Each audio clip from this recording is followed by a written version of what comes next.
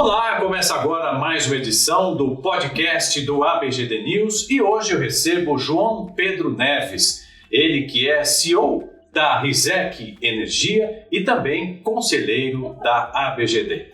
João, seja muito bem-vindo, obrigado pela gentileza da sua presença. E a primeira pergunta que eu te faço é a seguinte: o que você estudou? Teve a ver com energia ou não?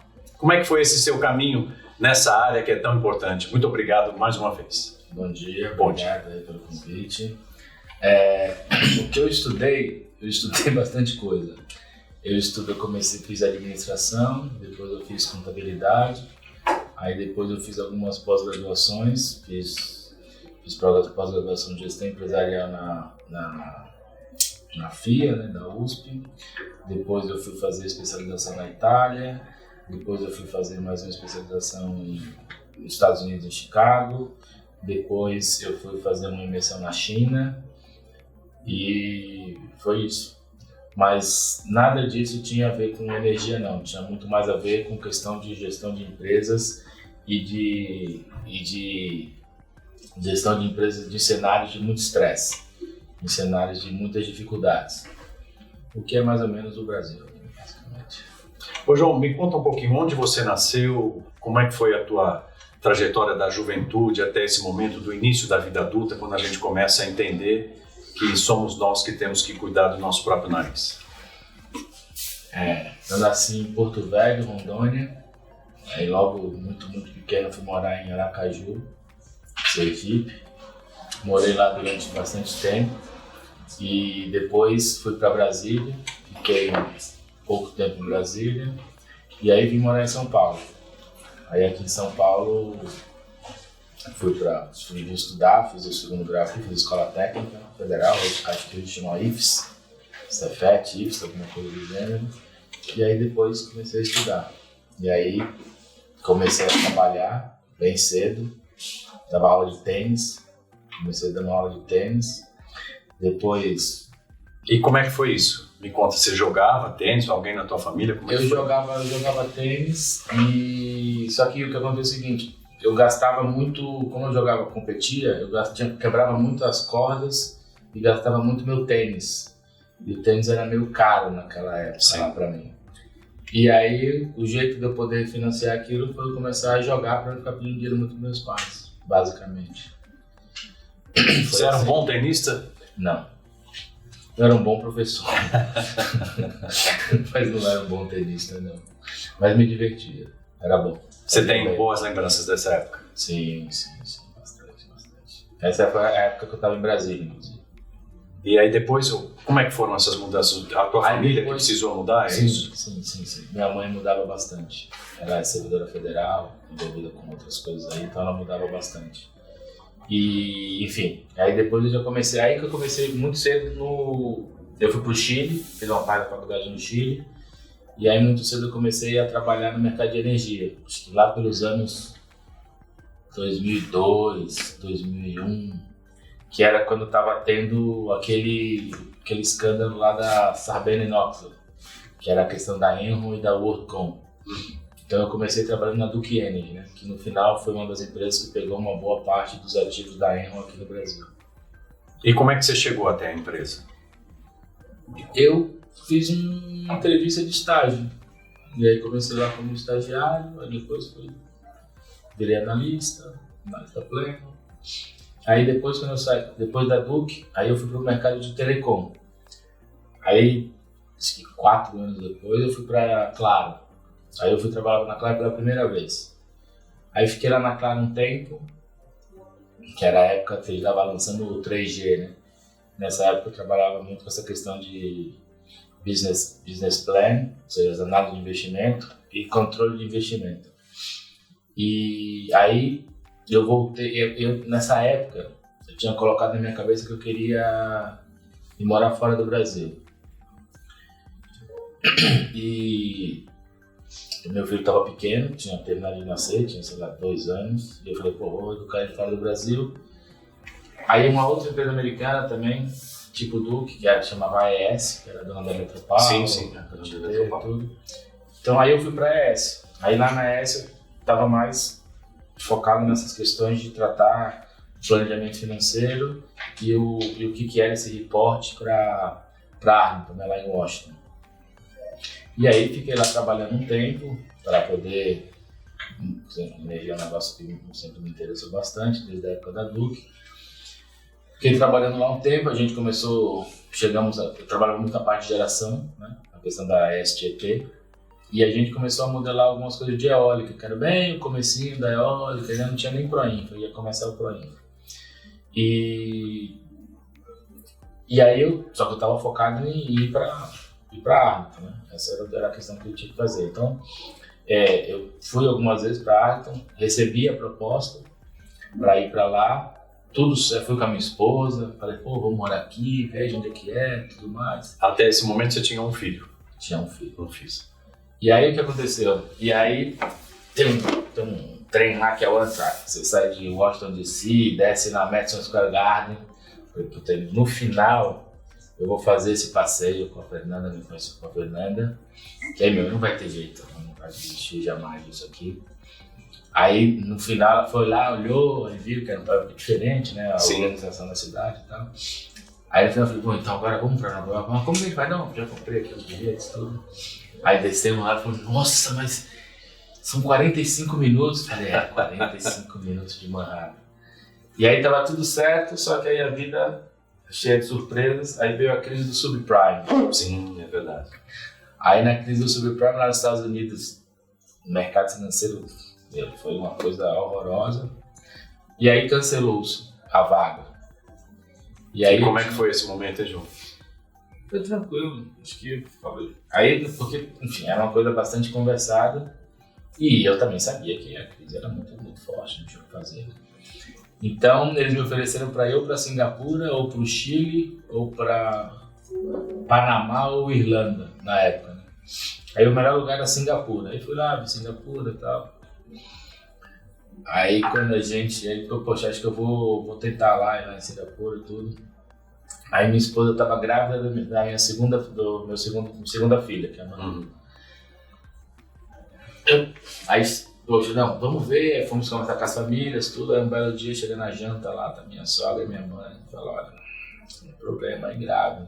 Qual que é? Eu falei, não, são nossos 2 netos, nós fizemos as contas aqui, e se der algum problema, assim, no tempo recorde pra gente chegar lá, são 48 horas. Não dá. Você tem uma filha, você vai nascer 48 horas. Eu olhei pra Fernanda e falei, o que tá acontecendo, cara? Helena, acho que é melhor a gente ver muita coisa e tal. E nessa época eu tava muito envolvido com questões assim de gaps, né? Que é a conversão do que é o resultado financeiro no Brasil para o que era o resultado financeiro nos Estados Unidos, que é, enfim, basicamente do BR Gap para o US Gap. São normas gerais de contabilização para que as pessoas possam entender como está a empresa. E aí eu estava na Argentina, num seminário que eu estava tendo, porque era a época que essas coisas todas estavam juntando para virar o que é o IFRS hoje, que é uma norma padrão global, né? E aí minha ex-chefe falou, pô, vamos jantar lá, que eu acho que tem uma vaga aqui, eu queria ver se você vinha aqui trabalhar na NET, na época. Aí eu falei, puta merda, veio na hora certa isso aqui, era o que eu tava precisando. Aí voltei, pô, como é que é a vaga? Não, é assim, assado. Tá bom, então vou. Aí fui trabalhar na NET. Aí fiquei lá na NET, já de novo, assim, sempre com essa questão de investimento e análise de investimento. Né? Aí a tua vida toda estava tomada pelos números. Conta, cálculo, sim. Estratégia. Sim. Era muito business plan e muito controle de investimento. Era um foco muito forte nisso. Aí quando eu fui para a NET, a gente começou a... Enfim, era uma época que a TV e a internet estavam crescendo demais. Então crescia, sei lá, a empresa crescia 15%, 20% todo ano, num volume muito grande. Era uma época que fazia fila para ter TV a cabo. Hoje em dia as pessoas usam bem pouco TV a cabo. Mas tinha uma fila, tinha um desejo grande daquilo tudo, os conteúdos, ter acesso. E a internet também estava começando. Na internet eu lembro 5 megas, 1 mega, 5 megas. Quando foi fazer 1 mega foi um acontecimento. fazer os 5, 10, depois virou 100, 500, medida, né? Mas aquilo ali demandava muito investimento mesmo. E já naquela época a gente discutia muito essas coisas, né? Enfim, com o governo, com outras entidades, com entidades internacionais. E a coisa interessante é que, cara, tudo que vai vir, a questão não é a internet como ela vai vir, é o que vem por cima dela, né? E era uma coisa muito legal, porque, poxa vida, onde chegar a internet, com certeza, o fator que tem de aumento do PIB era uma coisa muito importante, porque você conseguia fazer com que tire um monte de atravessador, porque isso gera um monte de renda baixa nas pontas, você cria novos negócios, tem uma economia criativa muito importante, gera muito serviço, isso gera muito trabalho. E eu falei, isso é muito legal fazer parte disso, né? Você vai saber quanto que vai saber quanto que é na verdade, o que impacta, o que não impacta, como que é a questão da mão de obra, como que é a questão do material, como que é a questão da importação, como que é a questão do imposto.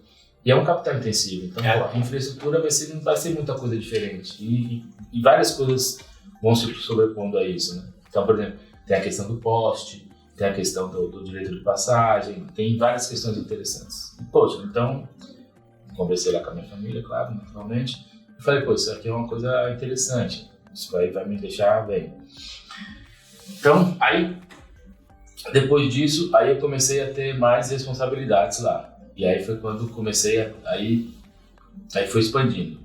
Aí entrou, aí essa parte do investimento ficou na área que eu estava, e aí criou-se uma outra área, que aí tinha muita coisa. Aí tinha tipo um centro de serviço compartilhado, assim, né, que a gente olhava, controlava os gastos de diversas áreas, então tinha programação, serviço de campo, atendimento, que mais tinha marketing, tinha algumas muita áreas. Coisa nessa teia aí. Aí tinha a gestão de fornecedores, e aí tinha as partes de negócio, que era a infraestrutura, que tinha energia, direito de passagem de poste, e a parte do imobiliário, que eram os sites, os prédios e tudo que fosse imobiliário, né, para poder funcionar, porque tem muito imobiliário para ser todos funcionar. E foi aí que a Claro, Embratel, já estava começando com um projeto de GD. A gente lá na NET, lá atrás, como era do mercado de energia, já tinha conversado com algumas pessoas para a gente poder tentar fazer. Você já sabia o que era, né? Já sabia, estava acompanhando como é que estava começando a questão da GD. Né? Claro. Sabia-se que tem arcabouço, mas precisa regulamentar adequadamente para que possa ter negócio. E aí, quando chegou em 2016, 2017, aí eu fui tomar conta dessa área. Aí a gente ajustou bastante, então foram 2 projetos grandes, né? Um projeto grande era um projeto do imobiliário, que era uma questão de torres, que eu fiquei lá um tempo lá explicando que tem uma diferença grande aqui quando você tem 2 negócios dentro de um negócio, né? Enfim, isso é uma questão que vai se simplificando aí, mas... E aí tem a parte da energia, que aí montou-se o projeto de energia, que é conhecido hoje como Energia da Claro. E aí, no começo tinha uma estrutura de contratação que era uma estrutura que ainda não era adequada, ou seja, estava muito funilado em poucos fornecedores, né? Porque uma das áreas que tinha era a gestão de fornecedores, uma dessas várias áreas que eu estava falando. Estava muito afunilado em poucos fornecedores, na verdade, e a gente estava com alguma dificuldade para conseguir fazer a questão do controle, ou seja, eram muitas contas que a gente estava conseguindo fazer o que chama de conciliação, para poder fazer baixa e para poder efetivamente ter certeza que você pagou o que tinha que pagar para a pessoa certa. Exato. E que também não tinha, porque tem muito erro de faturamento, né? Naturalmente, qualquer billing que tem, sei lá, 10 milhões de faturas, vai ter 5, dependendo da 1, 2, 3, 4, 5% de erro, isso com certeza tem. Então, tivemos que estruturar bem essa questão das conciliações e dos controles. Aceleramos bastante o que era a migração do Mercado Livre, que é sempre onde dá mais dinheiro e mais rápido, né? E ajustamos o que a gente tinha de contrato para GD. Foi aí quando a gente fez um bid bem grande, na época eram 80 megas, que era um bid de GD, que eu acho que foi o primeiro grande, primeira grande RFP assim, de GD que teve. Eu acredito que sim. E aí foi interessante porque a gente sentou, antes de fazer, a gente sentou com todo mundo para poder reestruturar. Então a gente sentou com os bancos, com os fundos de investimentos, sentamos com os escritórios de advocacia e sentamos com quem naquela época eram os empreendedores que estavam dispostos a tomar aquele risco.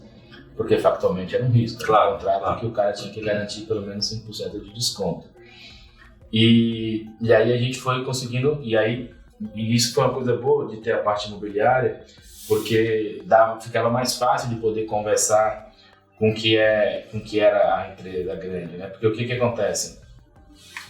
Quando você, em geral, nas empresas você tem um orçamento, então todo ano ela vai lá e refaz tudo e eventualmente ela coloca lá que, sei lá, vou reduzir em 15% alguma coisa. E essa ciência é uma ciência bem humana, no caso. Né? Exato. E o que acontece? Então, é normal que tenha mesa de compras todos os anos. Só que para a infraestrutura não funciona assim.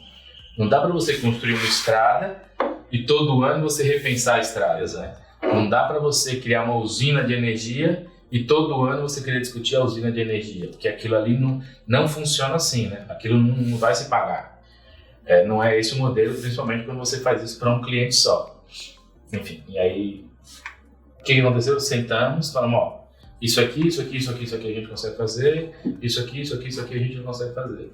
Vocês vão ter um contrato, que, enfim, essa é uma coisa interessante, porque como lá atrás, né, nessas andanças lá na Duque, a gente tinha feito bastante consulta e algumas operações com o BNDES, que é mais ou menos o que trouxe para o Brasil as estruturas de Project Finance, né, que é para poder sustentar projetos de infraestrutura. Você precisa de uma quantidade enorme de dinheiro no começo, prejuízo, e depois você tem uma grande quantidade de dinheiro. Ô João, só te interromper um instantinho, como é que foi para você, para o João, carregar algo que é tão grande, tão pesado e tão complexo? Como é que era voltar para casa? Como é que era isso dentro de você? Saber que você estava comandando, dirigindo algo que hoje a gente sabe que foi fundamental para o desenvolvimento desse setor. Você pensava nisso? Eu não pensava muito nisso não, mas a minha esposa me lembrava muito disso. Aqui assim, eu sempre gostei muito, eu gosto de trabalhar. É uma coisa que me dá muito prazer, assim, eu aprendi isso em casa. Então eu pensava assim, às vezes eu pensava assim, pô, como é que eu consegui fazer isso, né, cara? Puxa, caramba, isso pra mim é uma coisa tão óbvia, mas pô, não tá sendo óbvio para as pessoas, eu não tô conseguindo comunicar isso, elas não estão conseguindo entender. E aí eu pensava, pô, mas a gente tem que fazer. E aí, no fim das contas, eu acho que eu não me lembrava tanto assim de mim, não. A única coisa que era importante, que eu conversava é o seguinte, ó, preciso que na minha casa tudo esteja bem, né? Tudo esteja certo. Se tiver alguma coisa errada, vocês precisam me avisar. Me avise, porque aí eu paro, porque senão não faz sentido, né? A gente tá fazendo tudo isso aqui pra eu chegar em casa e tá tudo acabado e tal. Porque eu acho que o importante é ter momentos bons. Então eu faço muita questão de ter momentos assim sensacionais com a minha família. Então eu faço viagens bacanas, a gente quando tá junto faz coisas muito legais, se diverte bastante. Então acho que esse que é o importante. Dessa trajetória tem um momento que você lembra com tristeza? Com tristeza? Que você teria feito de um jeito diferente? Essa trajetória... Eu acho que... Essa pergunta é difícil. Mas eu acho que na maior parte das coisas não. Eu vi das coisas que eu acreditava que tinha que ser feito, né? Então acho que isso facilita bastante. Mas com certeza alguma coisa melhor eu faria, sem dúvida nenhuma. Mas eu fiz o que eu acreditava que eu tinha que fazer. Aí isso facilita, né? Agora, que poderia ser feito melhor, eu acho que com certeza. Mas também poderia ser feito bem pior. E foi feito, né? Então, o importante é isso. Não se arrepender daquilo que a gente não fez, né? Você, se for se arrepender daquilo que você fez, para não parar a pensar, puxa vida, como seria se eu tivesse feito? Eu acho que eu sou mais desses aí. Eu faço. Eu vou lá, faço a conta, tá bom, não vou morrer, vou lá e faço. Aí, não, eu podia fazer melhor, tá, puta, cara. Tudo podia ser, tudo podia. Ô João, hoje você é o CEO da Resec Energia, empresa inclusive associada à BGD. Que tipo de gestor que é o João, antes de falar um pouco da empresa? Eu acho que eu sou um cara um bom formador de time. Eu acho que uma preocupação que eu sempre tive na minha vida com quem trabalha comigo é que o cara saia melhor do que ele entrou. Que é uma preocupação que eu sempre tenho comigo mesmo. Ou seja, eu espero sempre terminar o ano melhor do que eu comecei. E não só do ponto de vista só de grana, né? Mas muito sobre o ponto de vista de estar preparado para poder encarar os desafios que vão vindo e as evoluções, que cada vez é mais rápido, né? Porque as coisas são muito rápidas. Agora, você tem uma mágica, você não tem nenhum cabelo branco. Cara, pior que eu tô nascendo. Se tiver, não tá aparente. É verdade. Preciso. Parabéns. Depois você conta pra gente. Porque o corpo ele fala muito. É verdade. Por isso uma outra parte do corpo aí que tá. Me diz uma coisa, vamos contar um pouco da história da Resec Energia, que faz parte de um grupo, né? Conta um pouquinho para nós, por favor. A Resec Energia ela faz parte do grupo Resec, que é um grupo aí que está há bastante tempo, né? Eles são bastante fortes no agro, tem uma atuação também no imobiliário, e tem um braço agora de concessão, que são projetamentos imobiliários ali do metrô, de São Paulo principalmente, mas já está expandindo para outros estados.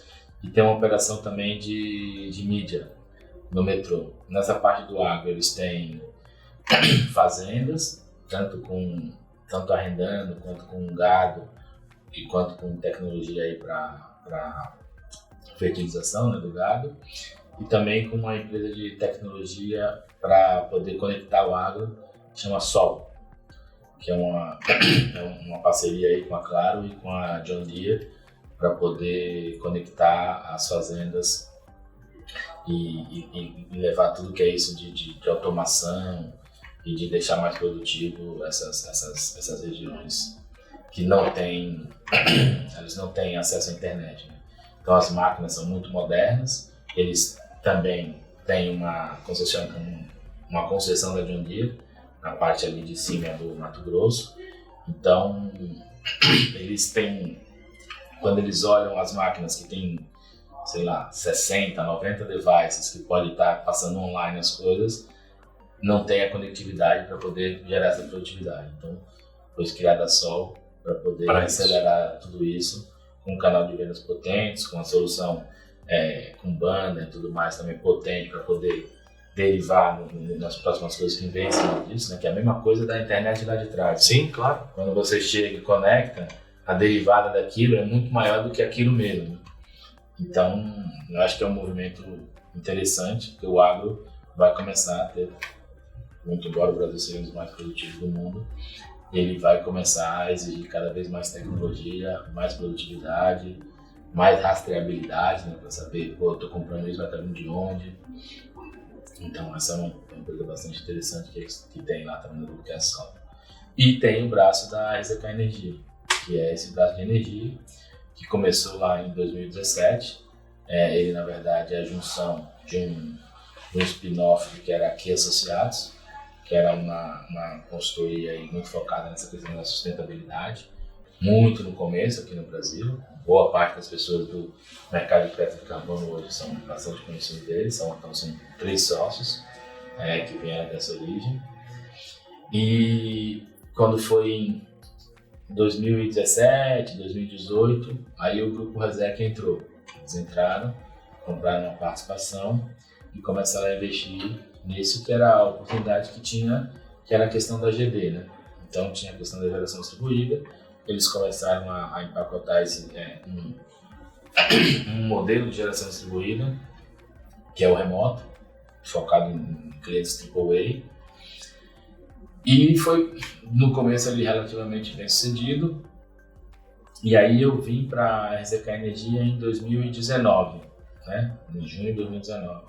E aí com a proposta mais da gente poder expandir um pouco mais do que era essa questão só da GD. Então era uma questão muito mais focada em energia as a service, na época, que eu falava bastante. Que aí era uma questão bastante holística do que é o cliente, né? Então a ideia é que a gente precisa focar no cliente. Porque o que acontecia, por hipótese, né? Quando eu, por exemplo, estava lá na Claro, né, que a gente estava falando.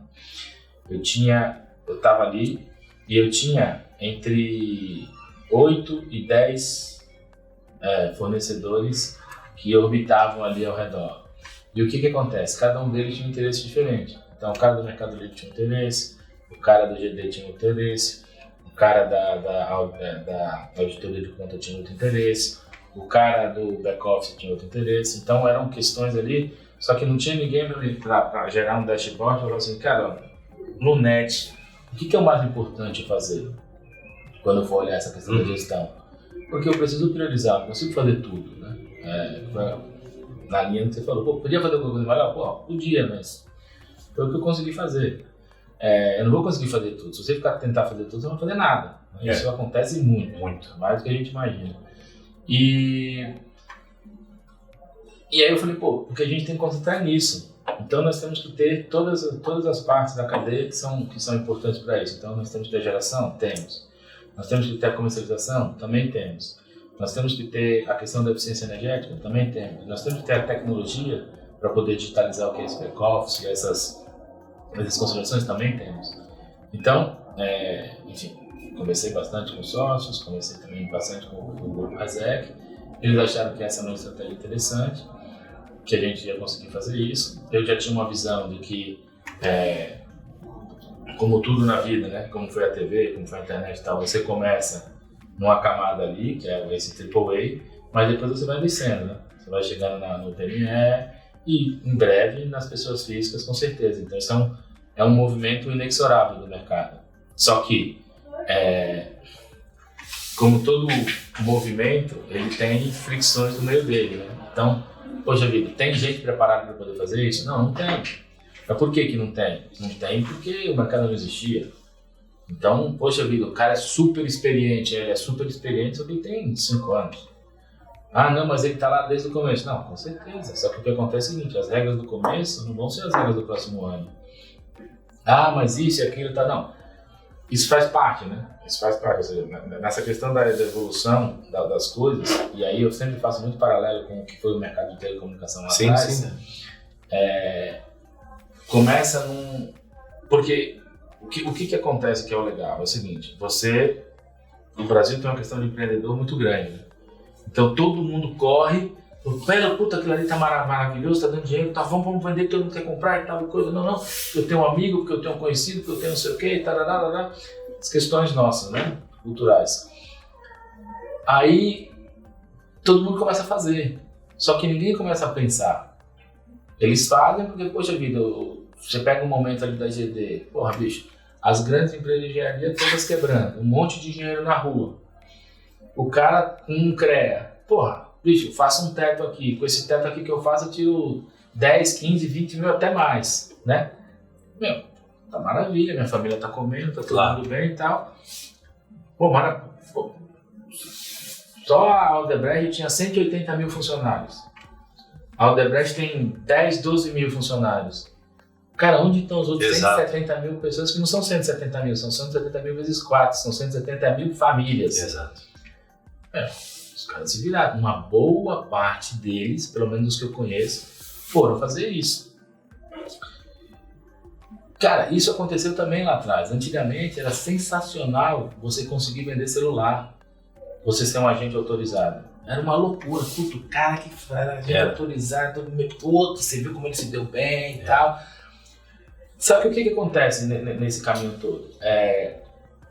Existe uma questão técnica importante, né? Que é um pouquinho diferente de telecom, porque energia mata, telecom não mata.